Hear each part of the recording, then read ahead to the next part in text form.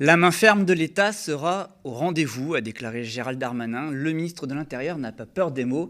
Et depuis la manifestation contre les méga-bassines à Sainte-Soline, dans les Deux-Sèvres, le samedi 29 octobre, le numéro 3 du gouvernement fustige, même si ça ne fait pas forcément consensus dans la majorité et au plus haut de l'État, celles et ceux qui ont été marchés malgré l'interdiction de manifester. Il n'hésite pas à parler d'éco-terroristes pour désigner certains et certaines d'entre eux et d'entre elles, après les heurts entre manifestants et gendarmes. Ces mêmes gendarmes qui ont blessé plusieurs militants écologistes, ainsi que la députée de la Vienne, Lisa Bellucco, qui est ce soir sur notre plateau. Depuis, l'écoterrorisme, ce mot s'est introduit sur les plateaux télé, faisant les choux gras des éditorialistes, mais à quel prix ?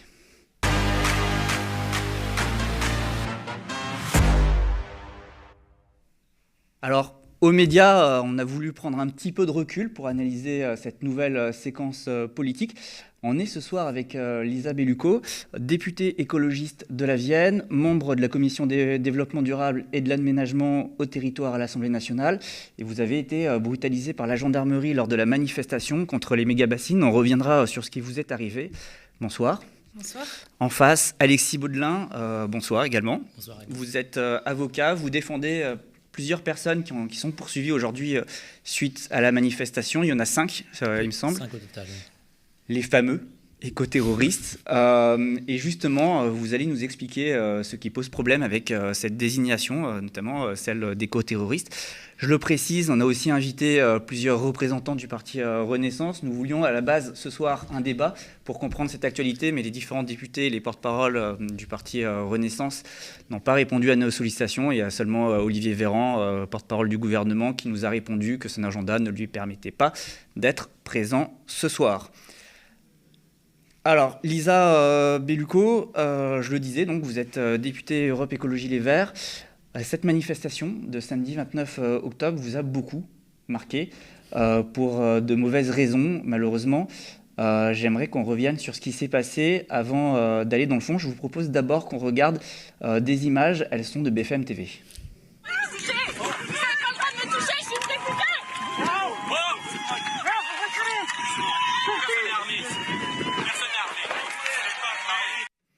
Alors, racontez-nous, vous avez depuis dénoncé ces violences à votre encontre. Vous avez fait constater par un médecin les coups que vous avez reçus et vous avez pris un avocat qui travaille sur une procédure. Une plainte est déposée sur quel motif ? J'ai déposé une plainte contre X parce que je n'ai pas pu constater malheureusement ou heureusement, j'en sais rien, la personne qui m'a frappée à coups de matraque. Vous n'avez pas le matricule ? J'ai pas vu le matricule et puis dans cette situation... On n'y pense pas forcément. Et puis cette personne a été écartée à un moment par probablement un supérieur, j'en sais rien, qui a dû se rendre compte de la situation. Et donc j'ai porté plainte pour violence à mon encontre et violence injustifiée, puisque j'ai été bousculée, mais j'ai vraiment été matraquée dans les jambes. Évidemment, les images ne montrent pas ça, puisque ce sont les images fournies directement par les gendarmes. Donc on se doute bien qu'on ne voit pas les coups de matraque sur ces images. Et c'est un petit peu ce qui a dû... Enfin, c'est ce qui devait servir à me décrédibiliser, je suppose, en montrant que, selon les gendarmes, selon le point de vue des gendarmes, je n'avais pas reçu de coups. C'est-à-dire qu'il y a une communication un peu orchestrée de la part de la préfecture ? C'est vraiment la sensation que ça donne quand on est dedans. Enfin, j'imaginais que ça pouvait exister de l'extérieur, et là je me suis sentie, il y a une grosse machine médiatique qui s'est mise en marche pour me décrédibiliser. Et c'est pour ça que je suis allée faire constater les ecchymoses et les traces que j'avais sur les jambes pour être prise au sérieux, parce qu'en fait, rien ne justifie qu'on soit violent envers quelqu'un qui ne l'est pas. D'ailleurs, on parlait de communication un petit peu de la part de la préfecture, mais le titre, le bandeau de BFM, c'était des images qui sèment le trouble. Oui. Un peu aussi pour décrédibiliser votre parole. Ah oui, c'était tout à fait le but recherché. Et d'ailleurs, on voit qu'il y a un certain nombre de réactions, même au sein des députés, même au sein du gouvernement, qui vont dans le sens de une écharpe ne permet pas tout, elle n'avait rien à faire là, etc. Mais en fait, c'est pas la question. La question, c'est est-ce que les forces de l'ordre peuvent se permettre d'être violentes face à des gens qui ne le sont pas ? Et la réponse est non, jamais. Rien ne justifie ça. Oui, d'ailleurs, votre présence à la manifestation, vous et les autres élus, a été beaucoup questionnée. On a vu notamment une journaliste politique, une éditorialiste sur BFM TV, en parler longuement dans plusieurs éditos. On va revenir quand même sur votre plainte. C'est quoi exactement l'objectif pour vous aujourd'hui en attaquant comme ça en allant sur le volet judiciaire. Qu'allez vous dire en fait dans le cadre de cette procédure? Qu'est-ce que cela dit politiquement aussi? En fait, je veux mettre la lumière sur ce qui se passe vraiment, parce que la petite musique qui est en train de se jouer, c'est vraiment de dire on peut frapper sur les manifestants. Et moi, en tant qu'élu, j'ai la chance de pouvoir mettre ça en lumière et de pouvoir dire non, on ne peut pas jamais frapper sur les manifestants qui ne sont pas violents. Moi, j'étais pas violente. Alors certains ont considéré que je provoquais, ou avancer les mains en l'air, apparemment c'est une provocation pour certaines personnes. Mais Gérald Darmanin a parlé de provocation. Mais tout à fait, mais en fait, peu importe, encore une fois, rien ne justifie jamais qu'on frappe quelqu'un qui ne fait pas d'acte de violence. Et même quelqu'un qui est violent, il faut essayer de le maîtriser avant de le frapper ou d'utiliser une arme. Et une matraque, c'est une arme. Donc, j'ai la chance de pouvoir utiliser mon statut pour mettre ça en lumière, pour mettre en lumière ces violences policières qui posent des vraies questions dans le maintien de l'ordre en France. Et donc, c'est mon but. Mon but, c'est pas de me plaindre et de dire attention, j'ai été frappé. Le but, c'est de faire la lumière sur ces violences policières qui sont récurrentes en manifestation et qui font poser d'ailleurs de nombreuses questions aux organisations internationales qui observent la France et qui disent qu'il y a un problème. Amnesty International dit qu'il y a un problème et d'autres disent qu'il y a un problème dans notre doctrine de maintien de l'ordre française. Cela signifie que si vous arrivez à aller au bout de cette procédure, vous allez en quelque sorte politiser un petit peu cette plainte, cette procédure. Vous allez essayer de vous en servir aussi comme tribune par rapport aux violences qui sont commises à l'encontre des manifestants? Oui, tout à fait. C'est vraiment l'enjeu, c'est de re-questionner la manière dont on agit en France, quoi. Déjà, on pourra aussi questionner l'interdiction de manifester, qui est aussi mise en question par Amnesty International et qui dit que en France, la possibilité d'interdire une manifestation va trop loin. Il y a ça, je pense que ça sera abordé. Et puis ensuite, la manière dont on réprime, je le dis souvent et je l'ai dit sur plusieurs médias, ce qui s'est passé à Sainte-Soline, c'est quand même 1700 gendarmes, 5 ou 6 hélicoptères qui protégeaient un trou vide. On en est là en France, quoi. C'est-à-dire faire le focus sur la question de la légalité, de la présence des gens, de la provocation ou pas, de savoir s'ils avaient le droit d'être là, c'est aussi un peu dépolitiser en fait. C'est pour pas parler de la vraie question. Au fond, pourquoi on était là, c'est parce qu'on défend le droit fondamental de toutes les Françaises et tous les Français, et d'ailleurs tous les êtres humains, à accéder à l'eau. Et en fait, on est en train d'altérer cette liberté d'accéder à l'eau. Et en fait, on s'agite autour de manifestations interdites, pas interdites, les violences, etc. Violences qui ne sont pas légitimes d'aucun des deux côtés, hein, d'ailleurs. Il y a pas de... Mais en fait, c'est pas de ça qu'il faut parler maintenant. C'est pourquoi on était là. Parce que le fond, c'est la sécheresse. Et la privatisation de l'eau, qui est un bien commun et qui est quand même le support de toute vie. Alors, votre présence, on le disait à l'instant, elle a suscité beaucoup de réactions. Le ministre de l'Intérieur, il a parlé de provocation, c'est ce qu'on disait, de la part des élus qui ont marché. Il a désigné certains manifestants d'éco-terroristes. Je vous propose de l'écouter et on va analyser ça après. Une quarantaine de personnes fichées S à l'ultra-gauche ont été repérées dans cette manifestation avec des modes opératoires qui relèvent, je n'ai pas peur de le dire, de l'éco-terrorisme que nous devons absolument combattre. Il y a eu moins d'une dizaine d'interpellations. La consigne, évidemment, des gendarmes était de pouvoir tenir, bien sûr, pour empêcher cette ZAD et empêcher, évidemment, que du côté des manifestants où il y avait parfois des familles, mais il y avait aussi des élus, chacun leur a constaté, les choses puissent dégénérer. Les gendarmes ont fait honneur à la République ce week-end. Alors Lisa Bellucco, est-ce que vous êtes une députée éco-terroriste ? D'après Gérald Darmanin, il semblerait que oui. Alors, on entend qu'il parle quand même d'une minorité. Enfin, il essaye de circonscrire son propos, mais son propos, il est inadmissible, quoi qu'il arrive. On ne peut pas comparer des gens qui défendent le droit d'accéder à l'eau avec des gens qui ont pour but de semer la terreur. En fait, c'est ça, hein, le terrorisme, c'est semer la terreur. Ou régner par la terreur. Enfin, c'est complètement... c'est hallucinant. Alors, heureusement, il est revenu dessus quand même, hein, depuis... et heureusement... Et c'était un peu... Ça a fait débat au sein de la majorité, y compris au sein du gouvernement. Je pense qu'il y a eu quelques Ça a été un peu marrant parce échanges. qu'on a vu... notamment, j'étais en débat lundi matin avec la porte-parole du groupe Renaissance sur BFM qui défendait avec ses éléments de langage écoterrorisme. Et puis 2 jours après, on a le ministre qui dit « Bon, je suis peut-être allé un peu loin. » Donc heureusement, je constate qu'il y a quand même reste d'aile gauche, je suppose, qui se dit que là, il est allé trop loin, parce que les mots ont un sens, et les victimes du terrorisme doivent être un peu choquées de l'usage de ce terme. D'ailleurs, vous le dites, le gouvernement, il semble divisé. On va peut-être regarder d'ailleurs à ce niveau-là une réaction qui a été faite de la part d'Olivier Véran, parce que je vais vous demander votre réaction ensuite, après l'avoir regardé, parce que le porte-parole du gouvernement, lui, il a jamais, à aucun moment, il a repris les mots de Gérald Darmanin. Je vous propose de le regarder. Olivier Véran, vous avez peur des mots, selon Gérald Darmanin ? Philippe Corbet, est-ce que ça me choque qu'il y ait plus de 60 gendarmes. Non, mais c'est pas la question. Ça choque tout le monde. Vous savez, non, mais est-ce que c'est de l'écoterrorisme ? Je ne vous force pas dans vos questions, vous ne me forcerez pas dans mes réponses. Le gouvernement s'est rendu compte, en fait, qu'il a dit une bêtise, quoi. J'ai l'impression, mais c'est un peu le jeu avec Gérald Darmanin. C'est le bon et le mauvais. Il y a toujours un pour lâcher la bombe et puis d'autres pour essayer de... C'est une stratégie de communication. D'ailleurs, même Christophe Béchu, le ministre de la Transition écologique, il a dit sur France Inter...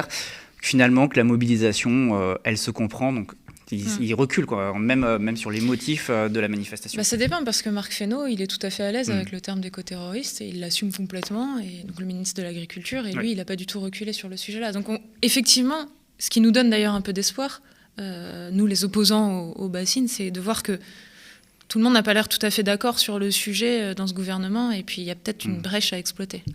Alexis Baudelin, alors vous justement, vous défendez certains de ces fameux manifestants.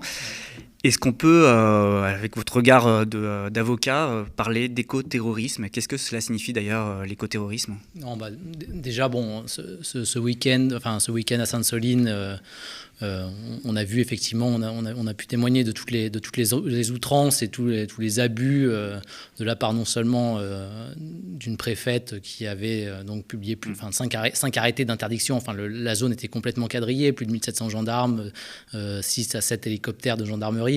Et donc à la suite de ça, un ministre qui se permet ce genre d'outrance, c'est complètement indigne. Et surtout que les mots ont un sens. Et là, la façon dont ils étaient employés, il n'y avait plus aucun sens. Et d'un point de vue juridique, effectivement, il n'y a rien. Alors, il n'y a rien qui se rapproche qui se réfère de près ou de loin à ce que pourrait être l'écoterrorisme. D'autant plus que celui-ci n'est pas l'écoterrorisme en lui-même n'est pas défini, ou du moins dans le sens que voudrait donner le gouvernement, n'est pas défini dans le code pénal. Dans le code pénal, l'écoterrorisme n'existe pas dans le code pénal français. Non, l'écoterrorisme n'existe pas dans le code pénal français. Il y a certes une définition du terrorisme qui est effectivement, comme l'a dit Madame la députée, cette définition en fait d'une entreprise individuelle ou collective visant à troubler gravement l'ordre public par des formes d'intimidation ou de terreur. Il y a l'idée de terreur. Voilà, dans c'est le la terreur. là, on n'est pas là-dedans. Et c'est l'unique objectif de ce groupement, c'est justement de créer la terreur. Là, on n'est pas dans un groupement qui vise à créer la terreur. On est dans une situation où il y a des manifestants, donc plus de 7000 manifestants, qui revendiquent légitimement la défense d'un bien commun qui est l'eau, qui se bat pour le vivant. L'objectif n'est pas de terroriser la population. Si pour moi il y avait une terreur ce week-end-là, c'était plutôt du côté de l'État et des moyens qui étaient mis en œuvre justement pour intimider les manifestants en les empêchant de venir manifester par ces arrêtés d'interdiction, et ensuite par la puissance répressive qui a été mise en œuvre, que ce soit l'utilisation d'armes de guerre, de grenades explosives, de LBD, des personnes ont été blessées à la suite de ça, et aussi l'interpellation de manifestants, en l'occurrence les personnes qui ont été renvoyées en procès et que je défends avec ma consoeur. Voilà, cette répression. Dont a été hospitalisé, effectivement. Et donc, cette répression contre des personnes qui, comme ça a été dit, manifestaient contre un cratère, un terrain vague, quoi. Un terrain vague. Donc, on était en train de protéger un terrain vague et on accuse ces personnes d'être des écoterroristes. Donc, la bombe était lâchée. Moi, je pense effectivement qu'il y a. Le terrorisme, là, vient des éléments de langage de l'État. Mais du coup, vous m'avez répondu sur le terrorisme et je vous repose ma question sur l'écoterrorisme. Sur qu'est-ce que ça signifie? Parce que cette notion, je crois qu'elle nous vient des US, des États-Unis. Oui, D'ailleurs, même là-bas aussi, elle fait débat. Tout à fait. Bon, on sent bien là où le gouvernement et M. Darmanin veulent en venir. Mais si on va sur le site d'Europol ou d'Interpol, il y a une page. C'est effectivement cette idée peut-être d'intimider ou de provoquer la terreur selon un objectif, qui serait un objectif écologique peut-être. Mais c'est-à-dire, bon, j'ai pas cette définition-là dans le droit français. Et la seule définition qu'on pourrait avoir à la rigueur de quelque chose qui pourrait s'apparenter à de l'écoterrorisme, c'est plutôt quand des personnes utilisent des moyens visant, des substances ou des moyens visant à polluer les sols, polluer l'eau, polluer l'air, en vue justement d'instiller cette intimidation ou cette terreur. Donc, si on suit cette définition-là qui existe dans le droit français, je pense que les écoterroristes ne sont pas du côté de ceux qui manifestent, mais plutôt de ceux qui polluent. Est-ce que vous êtes d'accord, Lisa? Est-ce que vous êtes vous aussi sur cette position? Est-ce que les écoterroristes sont les grands pollueurs, ceux qui forent par exemple des puits de pétrole en Afrique, ou les gouvernements aussi peut-être qui sont inactifs devant la crise climatique et écologique, ou peut-être même les policiers qui frappent les manifestants? Je n'irai pas jusqu'à accuser les gouvernements, quels qu'ils soient, et puis les forces de l'ordre qui obéissent, qui obéissent à des ordres, qui ne sont pas autonomes dans un État, et heureusement, de terrorisme. Par contre, oui, les grandes entreprises qui se sont échappées de tout contrôle et qui sont plus fortes que des États, comme des Total ou des choses qui sont devenues vraiment incontrôlables et qui polluent plus que la plupart des États d'ailleurs. Je pense qu'on peut dire que ce sont eux les écoterroristes. Et ils savent, parce qu'ils savent qu'ils tuent des gens en faisant ça. Ils savent qu'ils sont à l'origine de maladies et de morts de centaines de millions de personnes. Donc, moi, je pense que pour eux, le terme est légitime. Mais quand même, le gouvernement il communique beaucoup, notamment sur la présence de personnes fichées S. Il y a 26 000 fichiers S en France. Il y en aurait eu plusieurs dizaines qui étaient présents à Sainte-Soline. Je ne sais pas, Alexis Baudelin, je vous pose la question. Ça fait encore partie de la communication du gouvernement visant à effrayer à ce côté-là. On ne doit pas s'inquiéter de la présence de fichiers S parmi les manifestants. Si on doit s'inquiéter, dans ce cas-là, pourquoi n'ont-ils pas été arrêtés? S'il y a quelque chose à leur reprocher, pourquoi n'ont-ils pas été arrêtés sur le moment? Donc le gouvernement fait de cette communication-là, ils mettent en avant ça. Je vois qu'il n'y a pas eu vraiment de conséquences par la suite. Rappeler ce que c'est qu'un fichier S, c'est pas un délit d'être fiché. Oui, alors c'est pas une personne à qui on reprocherait une infraction ou quoi que ce soit. C'est une personne qui est surveillée parce qu'elle pourrait éventuellement avoir des opinions qui ne seraient pas très favorables aux institutions en place. Ça pourrait être pour différentes cas de figure. On connaît le cas du fichier S, effectivement, qui est fiché pour cause de radicalisation, on va dire, religieuse, qui verserait dans le djihadisme ou ce genre de choses. Mais on sait qu'aussi, les fichiers S, ça comprend bon nombre de personnes, et des personnes qui n'ont rien à voir avec ce type d'idéologie, qui sont juste dans une position justement d'opposition au pouvoir en place, d'opposition par exemple au capitalisme, d'opposition à l'ordre tel qu'il est établi. Et dès lors qu'ils contesteraient ça, il faudrait les surveiller parce que ça constitue justement une menace pour cet État-là, quoi. Donc oui, le fichier S, c'est une fiche administrative dans laquelle on a des informations sur ces personnes qui permettent à l'administration de surveiller ces personnes. Mais encore est-il que sur le plan pénal, il n'y a pas forcément quelque chose à leur reprocher. Ils ne sont pas poursuivis, il n'y a pas d'infraction, ils n'ont pas commis d'infraction. Même si la manifestation était interdite, ce qui était le cas. Ouais. Ensuite, on peut peut-être revenir sur le fait que manifester est un droit constitutionnel. Est-ce qu'on peut interdire une manifestation d'écolo ? On peut tout à fait interdire une manifestation dès lors qu'elle crée un trouble à l'ordre public. Ça, c'est pareil, c'est dans la loi. Ensuite, quand une manifestation est interdite, des personnes qui participent à cette manifestation commettent ce qui s'appelle une contravention. Cette contravention, c'est par ce fait de participer, c'est 135 € d'amende, c'est tout. Une contravention, ça ne justifie pas que des personnes se fassent violenter par les gendarmeries, se prennent des grenades dans la figure ou des LBD. Ça ne justifie pas des interpellations, ça ne justifie pas des placements en garde à vue, ça ne justifie pas d'être envoyé en procès et en comparution immédiate pour ça. C'est une contravention.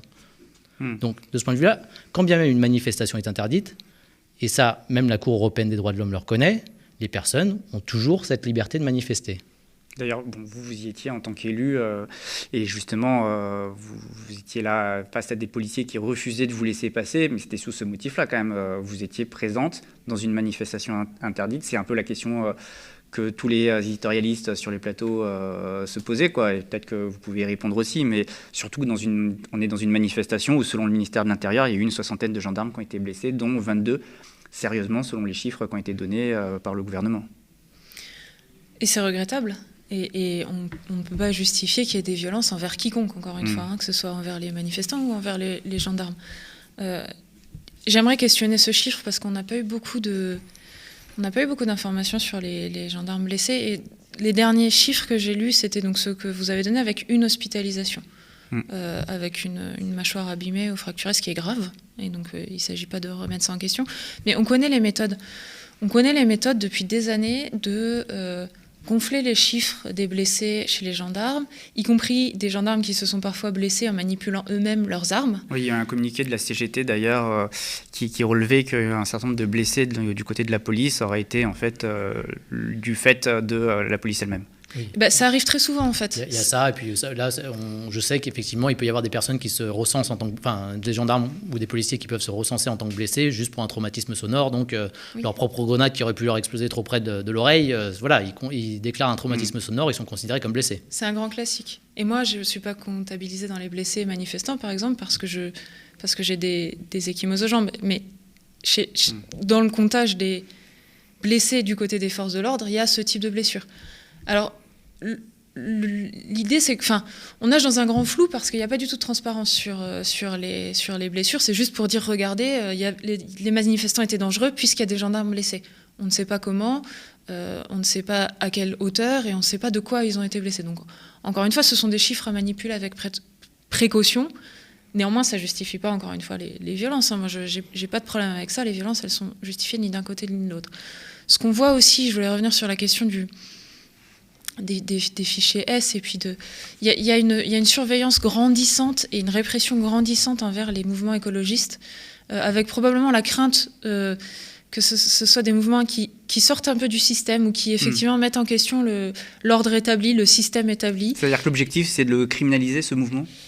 On l'a bien vu, ça a été flagrant à la COP 21 en 2015, à Paris, la COP à Paris, où il y a eu des perquisitions administratives, assignations à résidence aussi. Des assignations à résidence, des choses sans même passer par un juge, ou des choses qui n'étaient pas possibles avant, qui avaient été permis par l'état d'urgence. C'est à ça que servent aussi les fichiers S. C'est à ça que, oui, on peut intervenir beaucoup plus vite et puis se permettre des choses. Mais on voit qu'on a encore une fois, une des méthodes pour suivre ou surveiller les gens qui dépassent un petit peu et qui rendent un peu floues les frontières entre l'exécutif, le législatif, le judiciaire. On voit qu'il y a des croisements qui sont permis avec l'exécutif qui décide une perquisition sans passer par le juge ou des assignations à résidence qui ne sont pas passées par le... Et c'est dangereux, en fait. C'est dangereux et ça ne se justifie jamais, je crois. En fait, il faut qu'on se pose à un moment la question de qu'est-ce qui est important pour nous dans notre société pour vivre dans une démocratie. Et en fait, il y a un moment, il va falloir qu'on pose les lignes rouges. Et en fait, avoir recours au juge, c'est une ligne rouge. Il faut toujours avoir recours au juge quand on recourt à des mesures de privation de liberté. Il faut avoir recours au juge quand on recourt à des mesures qui attentent à la vie privée. Donc tout ça, il faut le mettre sur la table et puis il faut le questionner. Le fait d'être écologiste et contre le système tel qu'il est ne justifie pas du tout ça. Oui, parce que si je vais au bout de cette logique, en tout cas au bout de la logique de Gérald Darmanin, on pourrait, par exemple, ensuite qualifier les zadistes d'éco-terroristes, c'est-à-dire y compris ceux qui ont obtenu des victoires, on s'en souvient, plutôt récentes, qui s'opposaient à des projets qui ont été reconnus, y compris par Emmanuel Macron, on pense à Notre-Dame-des-Landes, qui ont été reconnus aujourd'hui comme néfastes, ou même à Sivins, sous le gouvernement à l'époque, sous le quinquennat de François Hollande. Ces gens-là, en fait, qui se sont battus pour une cause et qui ont eu gain de cause, aujourd'hui pourraient être qualifiés d'éco-terroristes. C'est un peu l'idée, je crois. Et d'ailleurs, il s'est passé quelque chose de très intéressant à la Clusaz, avec la retenue d'eau qui était prévue pour faire de la neige artificielle pour la station de ski. En montagne, ouais. Le juge a reculé, il y a eu un moratoire pour prendre le temps de faire plus d'études. Mais ce qui est intéressant, c'est que dans le jugement, le juge donne raison, non pas à l'État, mais aux zadistes, aux militants qui étaient là, en disant ce sont eux qui ont protégé les intérêts de la nature, entre guillemets, et pas l'État. C'est-à-dire que c'est la lutte qui fait évoluer, y compris le droit. Oui, bien sûr. Et c'est bon. Je vois où on va en venir effectivement sur cette question de savoir entre ce qui pourrait paraître légal aujourd'hui et ce qui n'est pas forcément légitime, et donc l'affrontement entre la légalité et la légitimité. Tout à fait. Et là, on a des cas de figure comme ça, et puis depuis des années, c'est pas nouveau. Hein. On a cette rhétorique d'accuser ses opposants d'être dans une forme de terrorisme. En fait, on a un État effectivement qui défend un certain ordre, des opposants politiques qui cherchent à amener une autre vision de société. Et donc, dans tout ça, on a souvent cette rhétorique qui est l'opposition. Oui, mais votre manifestation est interdite, n'est pas légale. Ce projet a été validé, il est légal. Et vous, ce que vous nous opposez, ce sont des modes d'action illégaux, c'est de la désobéissance civile, ça peut être toute forme. Et donc, la question est de dire, vous n'êtes pas dans la légalité. Nous sommes dans la légalité. Mais la question, c'est que, le point est ce n'est pas une question de savoir si c'est légal ou non. C'est la question est de savoir si la contestation, le mouvement populaire, lui, est légitime ou non dans ce qu'il fait. Si je comprends bien, ce que vous dites, c'est qu'une action peut être illégale, tout à fait. Mais légitime. Tout à fait. C'est quelque chose que vous pouvez plaider, par exemple, ça peut être illégal, et la plupart du temps, les actions de désobéissance civile sont illégales. Mais elle peut se justifier en justice. Ça peut se justifier en justice, et ça peut être parfaitement légitime. On a connu, pour exemple, il n'y a pas si longtemps que ça, le cas des faucheurs d'OGM, qui consistait pour des personnes à aller dans des champs faucher des OGM. Donc c'était des dégradations. Il y a des personnes qui ont été poursuivies pour ça. Mais mine de rien, cette action, parce qu'elle était légitime, parce que c'était une vision de la société, on ne voulait pas dans notre alimentation d'OGM, on ne voulait pas de ça dans notre environnement. Des gens se sont battus pour ça contre la loi et ont eu au final gain de cause. Aujourd'hui, il est interdit de cultiver des OGM en France. Donc, ce qui était légitime est devenu d'une certaine manière légal. Si on remonte l'argument, pour moi, l'argument de la légalité est souvent un très mauvais argument. Si on remonte il y a plus longtemps que ça, l'esclavage était légal, le travail des enfants était légal, le colonialisme était légal, même le racisme était légal à une certaine époque.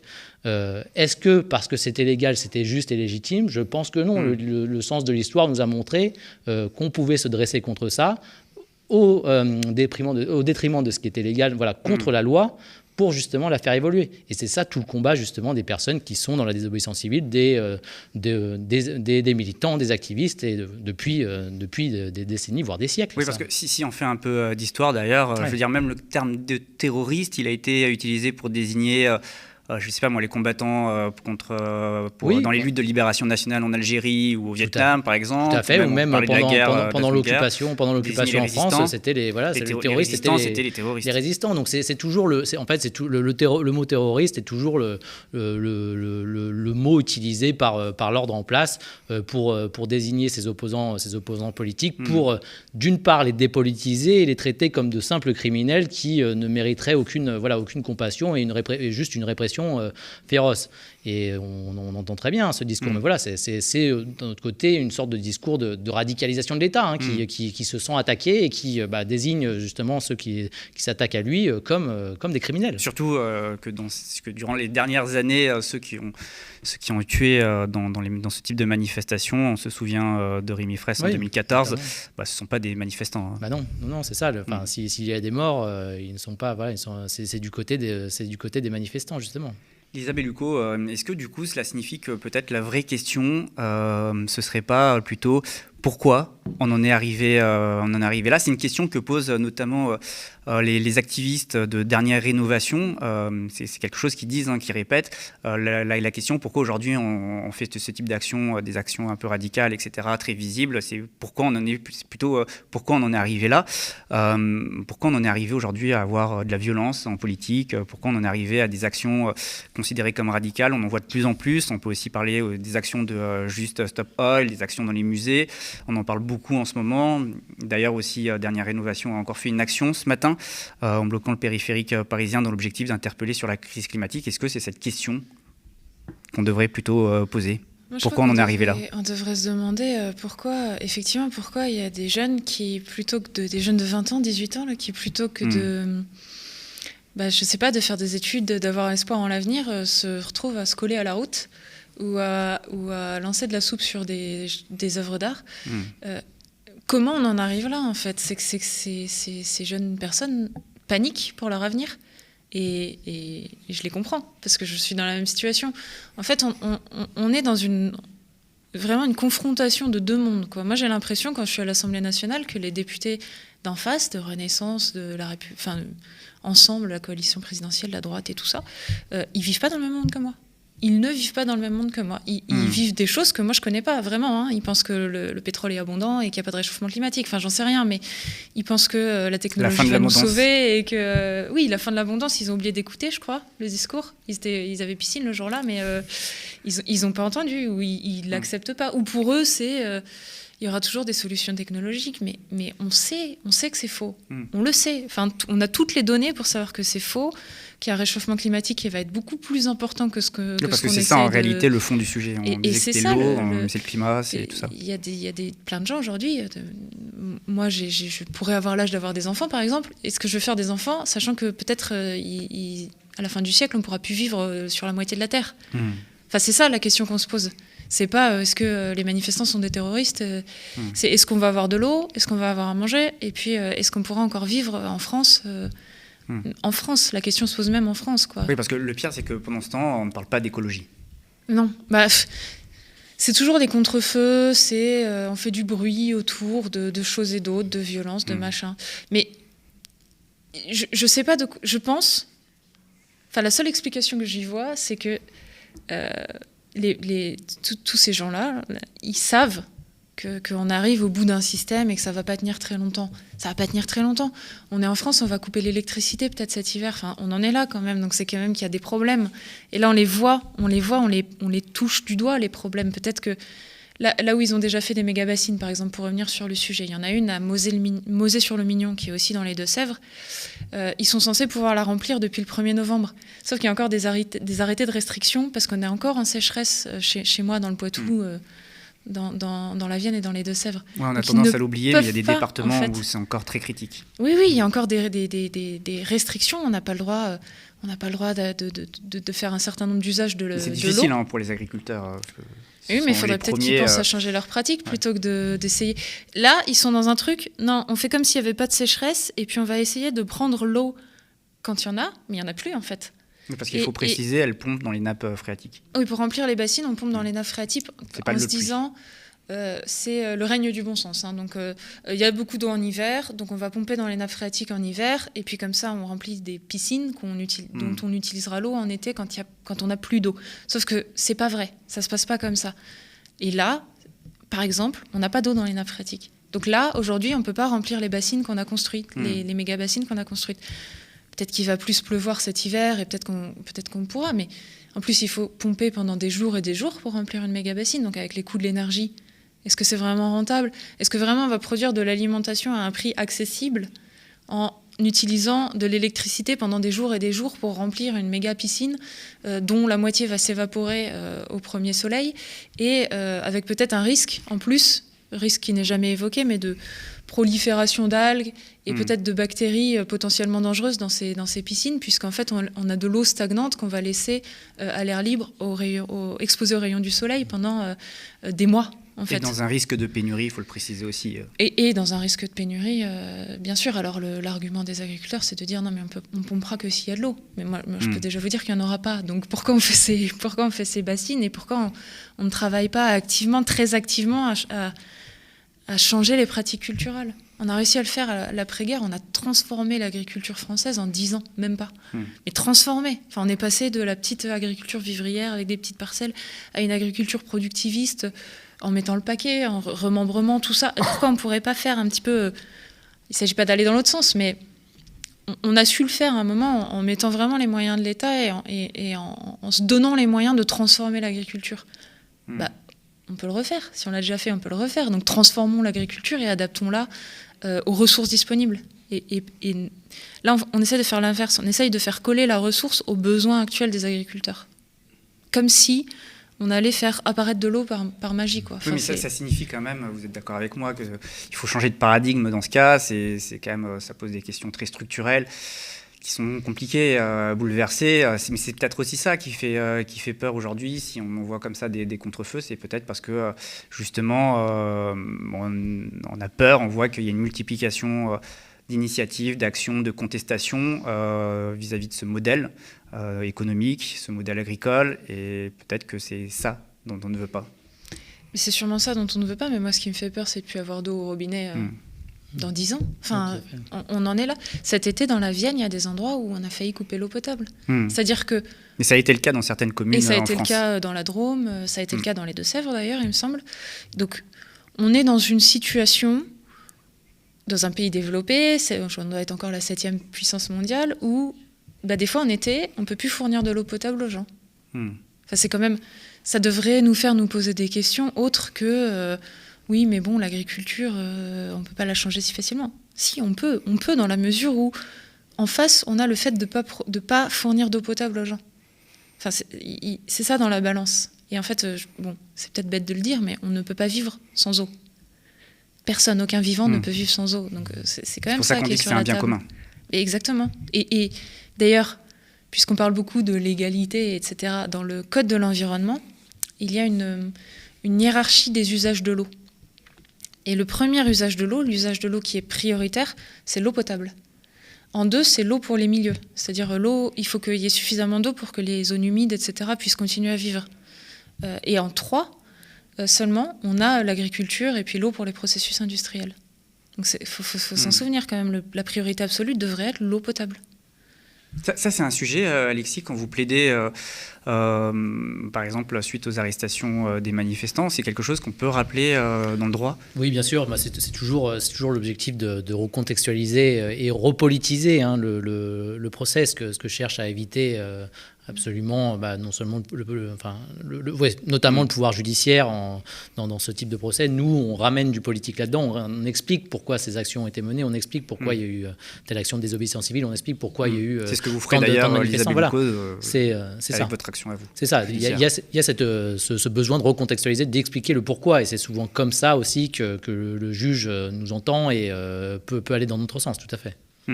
On a un peu l'impression que du coup tout ça c'est un peu à la mode finalement de balancer comme ça des mots qui font polémique, qui font débat, qui vont ensuite occuper l'espace médiatique. On est habitué en général à ce que ce soit plutôt des mots qui viennent désigner par exemple les immigrés, les musulmans, les islamo-gauchistes, les woke, etc. Mais maintenant c'est autour des écologistes, quoi. Il y a eu les Khmers verts, il y a eu les ayatollahs de l'écologie, il me semble. Les Amish aussi. Les Amish, exactement. Et aujourd'hui voilà le tour des éco-terroristes. Mais en fait, tout ce que ça produit, ça, et moi j'en veux beaucoup à M. Darmanin pour ça, c'est que c'est la porte ouverte au RN, tout ça. En fait. Moi, je me suis retrouvée lundi matin sur un plateau avec la porte-parole de Renaissance et puis un député RN, très connu maintenant puisque c'était Grégoire de Fournas, mais à l'époque, il n'était pas très connu lundi matin, qui avait le même discours en disant les écologistes sont des écoterroristes. Alors, je ne fais pas d'amalgame. Hein. Renaissance, ce n'est pas le RN. Mais en fait, en utilisant des termes comme ceux-ci, ils ouvrent la porte, ils banalisent des choses que le RN dit depuis longtemps, en fait. Et c'est ça le danger, en fait. Et ils se rendent pas compte qu'ils sont coupables de la dédiabolisation, la banalisation sur l'immigration, vous l'avez dit. Quand on parle de trier les migrants en fonction de leur force de travail et de s'ils vont être utiles ou pas, c'est la porte ouverte aux thèses du RN, en fait. C'est la même chose. Pourquoi on se sentirait retenu d'être xénophobe si on a un ministre de l'environnement, de l'intérieur qui dit on va trier les migrants, je vais faire la loi immigration la plus dure jamais connue. allons-y gaiement. Alors la porte est ouverte et c'est pareil avec l'écoterrorisme. Si on peut dire que les écolos sont des terroristes, allons-y. Il y a plus de limite en fait. Et c'est ça le danger. Oui, mais après, face à ça, je pense qu'il y a aussi un moyen de se défendre, c'est de tenir un contre-discours et avoir son propre vocabulaire. Là, très sincèrement, quand je vois ce qui se passe avec la plupart des activistes, que ce soit Dernière Rénovation ou d'autres qui mènent ces actions de désobéissance civile, moi, ça me fait penser à une métaphore d'Andreas Malm qui disait aujourd'hui, on a des... Andreas Malm, auteur de oui, Comment saboter un pipeline, tout à fait. Géographe suédois. Tout à fait. Et on a donc des criminels environnementaux et climatiques qui sont en train de poser des bombes dans notre maison, en fait. On est en train de poser des bombes dans notre maison. Et ces activistes, ces militants écologistes qui interviennent, en fait, eux, vont pour désamorcer ces bombes. Donc si on est dans cette vision-là, que les actions qui sont menées, que ce soit à Sainte-Soline, que ce soit les blocages des routes, enfin ces actions-là, sont des actions qui visent à désamorcer une bombe, tout de suite, ça a une valeur beaucoup plus positive et ça peut être bien mieux compris. Enfin, en face de ça, on nous dira, oui, mais ces bombes appartiennent à telle ou telle personne, donc droit de propriété, c'est sacré, vous n'avez pas à y toucher. Mais c'est des bombes qui nous mettent en danger, qui mettent en danger notre vie et la vie de l'ensemble du vivant sur Terre. Et donc, c'est tout à fait légitime de s'y attaquer. Donc si on tient si on a un discours comme ça qui présente les choses sous un autre angle, on voit tout de suite quel est le côté qui est le plus positif et le plus légitime. Très court, un dernier petit mot. Je profite que vous soyez sur le plateau pour vous poser une question sur l'actualité, parce qu'en ce moment, il y a la COP27 en Égypte. Vous y attendez quelque chose après tout ce qu'on a dit aujourd'hui, ce soir, sur ce plateau? Emmanuel Macron, qui pourtant a été champion de la biodiversité, est-ce que vous pensez quand même encore quelque chose de son action sur l'écologie? Alors je pense que les COP sont importantes et les négociations internationales sont importantes malgré tout, parce que ça permet aussi à un certain nombre de pays qui sont en première ligne, on va dire, face au changement climatique, de pouvoir s'y exprimer et d'avoir une tribune mondiale. J'attends absolument rien de la France on va encore mettre 2 semaines à fixer un objectif qu'on n'atteindra pas. La France n'est pas à la hauteur aujourd'hui sur le climat. Moi j'ai entendu Clément Beaune, je crois que c'était hier, qui dit on a fait quelque chose d'incroyable, c'est nous qui avons le plus progressé pour le changement climatique, on a fixé un objectif de neutralité carbone en 2050. Mais c'est bien de fixer des objectifs, mais à un moment il faut se donner les moyens de les atteindre. C'est pas la parole performative, si on dit qu'on y arrive, il suffit pas de le dire pour y parvenir. Je vous remercie Lisa Bellouko, je vous remercie également Alexis Baudelin, merci à tous les deux d'être venus sur le plateau du Média. C'est la fin de cette interview, je vous rappelle que le Média ne vit que grâce à vos dons et à vos abonnements. Nous avons besoin de récolter d'ici fin décembre, donc d'ici en fait la fin de l'année, 200 000 € pour nous permettre de poursuivre cette émission. Sinon c'est simple en fait, malheureusement en janvier on arrête et on ne sera plus debout pour continuer à suivre pour vous l'actualité et vous informer. En attendant, je vous dis à très vite.